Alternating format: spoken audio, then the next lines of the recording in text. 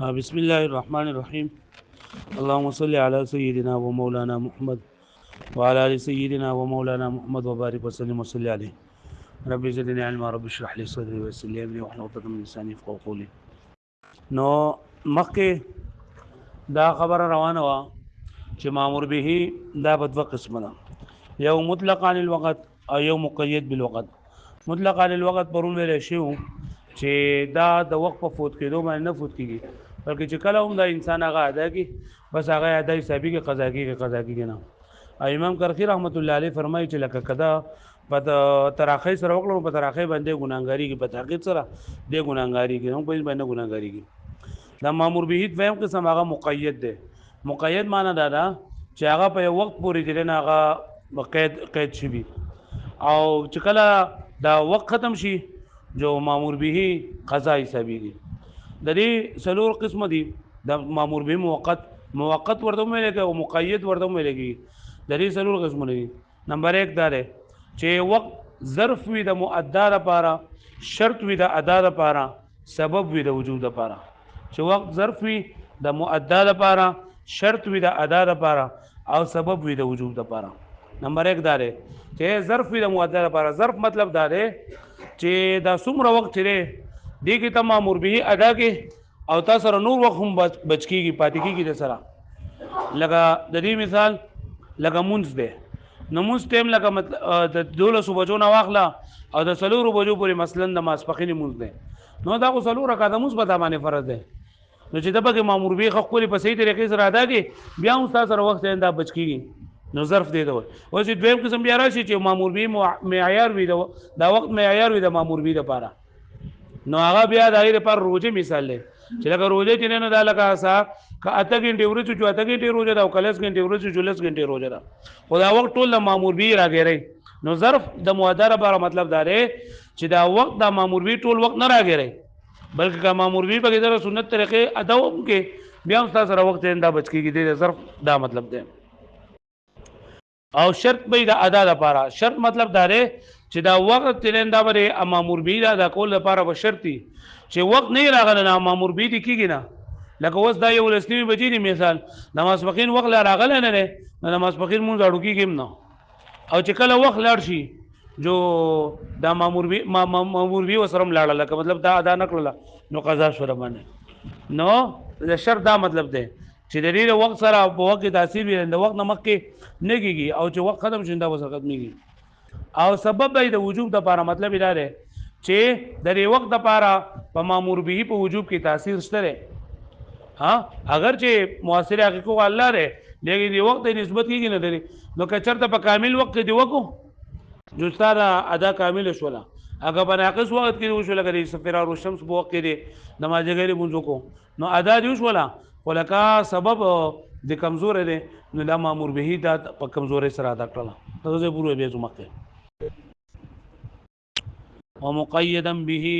هذا مامور به دویم قسم آیا ثاني امر مقيد بالوقت، هغه امر چې مقید وي قید کړل شي په وخت سره. هو 4 انواع او د دې څلور قسمونه دي لانه اما يكون الوقت ظرفا للمؤدى وشرطا للاداء وسببا للوجوب. چې دا وخت به نمبر 1 قسم دا دی چې وخت ظرف وي د مؤدى لپاره، شرط وي د ادا لپاره، سبب وي د وجوب لپاره. فهو النوع الاول دا اولنی قسم دی. د وځ هر یو تفصیل کې چې ظرف څه مطلب دی، سبب څه مطلب دی، شرط څه مطلب دی.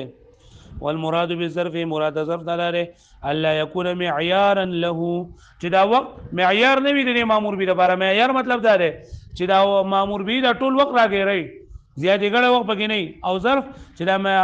وخت معیار نه دی لپاره چې وخت ټول لا مامور به نه راګیری بل يفضل عنه بلکې زیاتی پاتې دی نه وخت. والمراد بالشرط او د شرط مطلب سره الله يصيح المامور به قبل وجوده،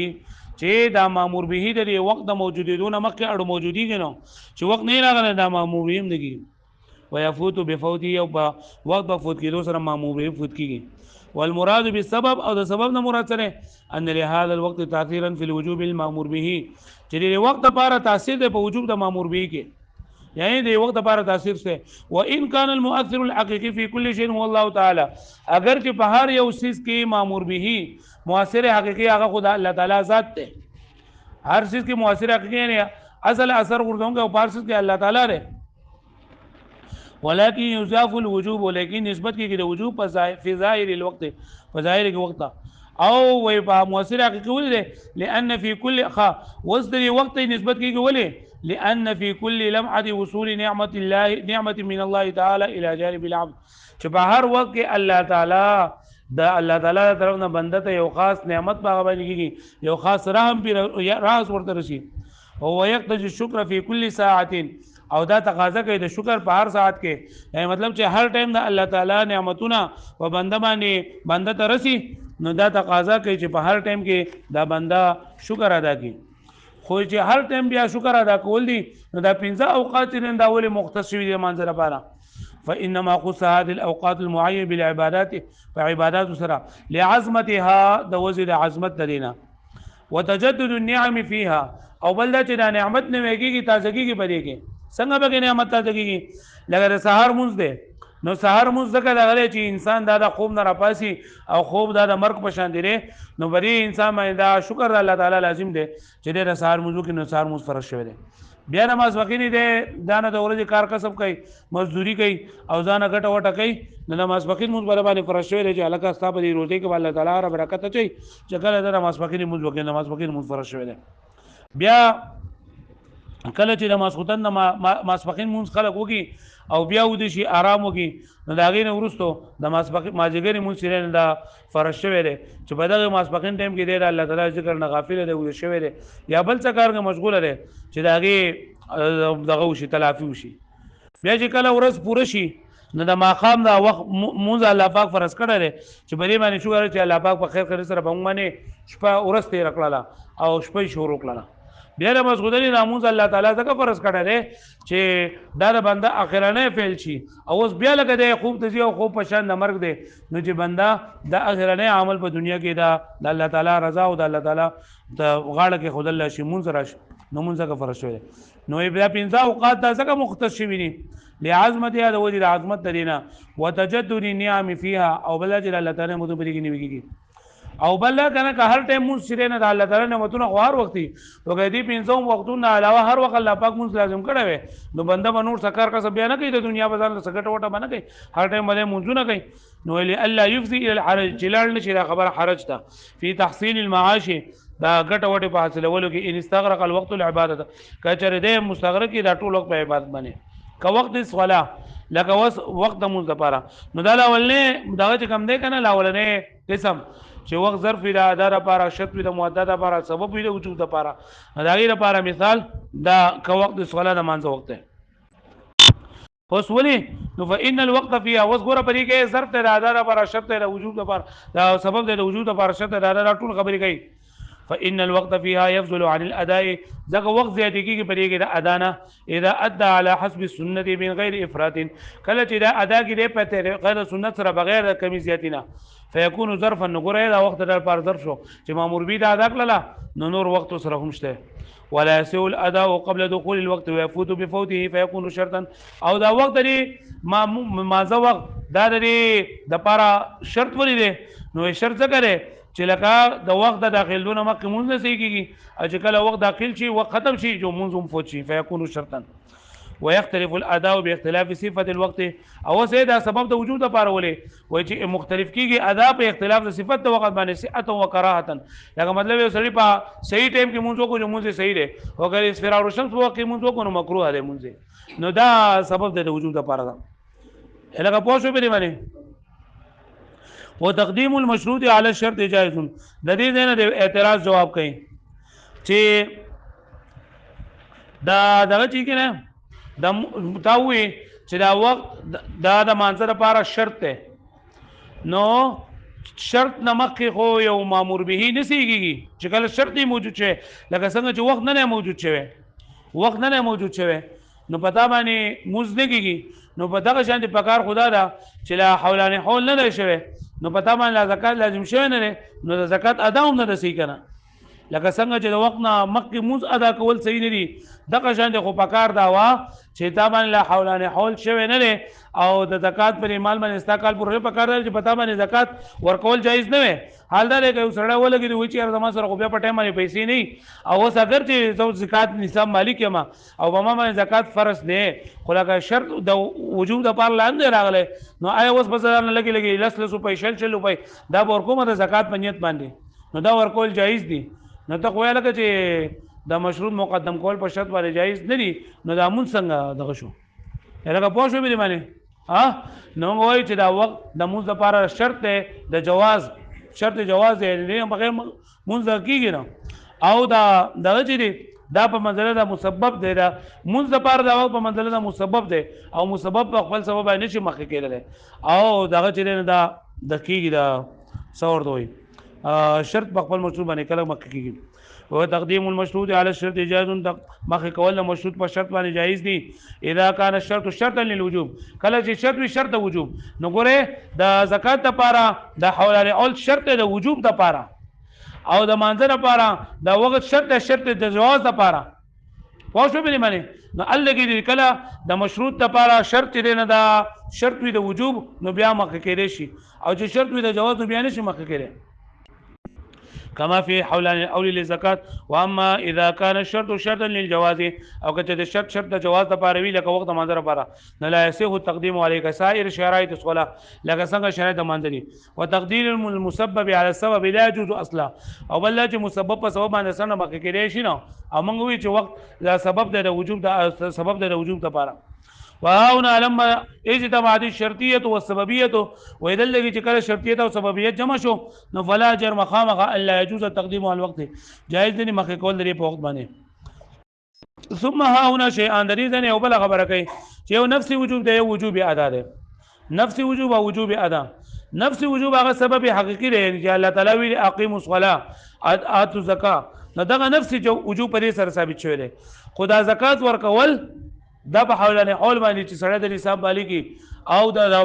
دا شان دي مز الله پاک لازم کړل دي په اقیم الصلاه باندې خدا مز ادا کول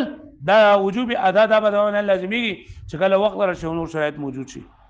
لکه پوښتنه به معنی ثم ها هنا شيئان بيد لقد وسجون دي يو ده نفس الوجوب او ده وجوب ادا فنفس الوجوب نفس الوجوب سببه الحقيقي ده حقيقي سبب ده والايجاب القديم تعالى الله تعالى طرفنا الاولي واجب کیدلی ما کینی اقیم الصلاه اتو زکات ده وسببه الظاهري او سبب ظاهري د منځ لپاره وخت وقيم مقامه چې دا قائم مقام ده ده سبب حقيقي ووجوب الاداء سبب الحقيقي او وجوب اداء دا سبب حقيقي تعلق الطلب بالفعل معلق کېدل فعل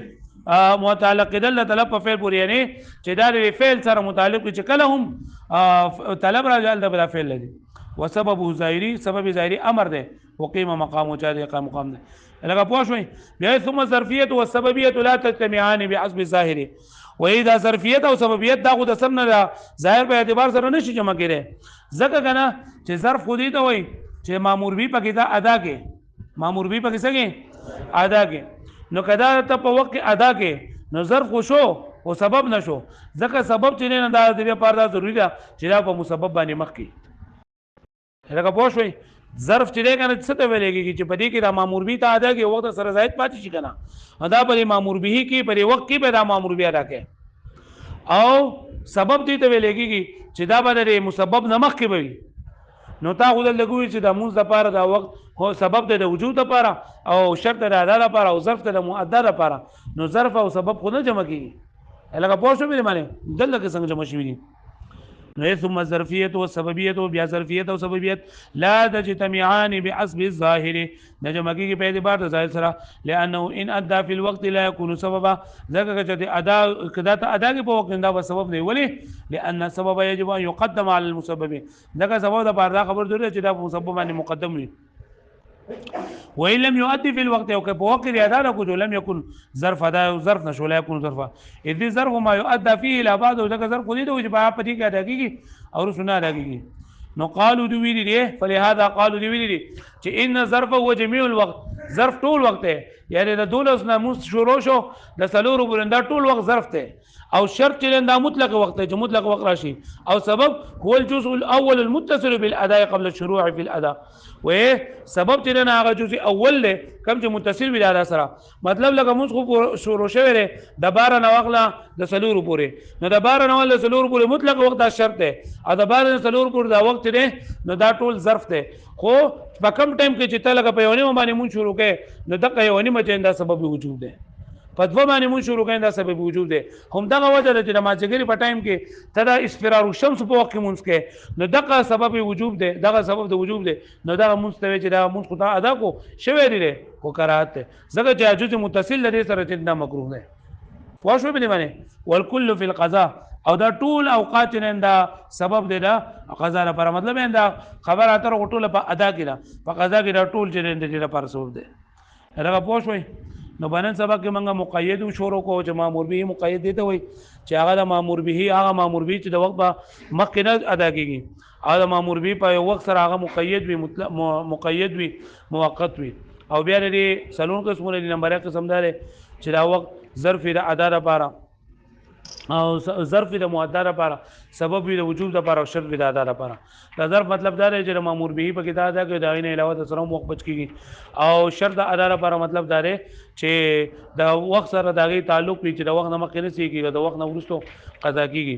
او دریم نمبر دا چې دا به سبب وي د وجوب لپاره واښو به معنی او بیا ویل شول چې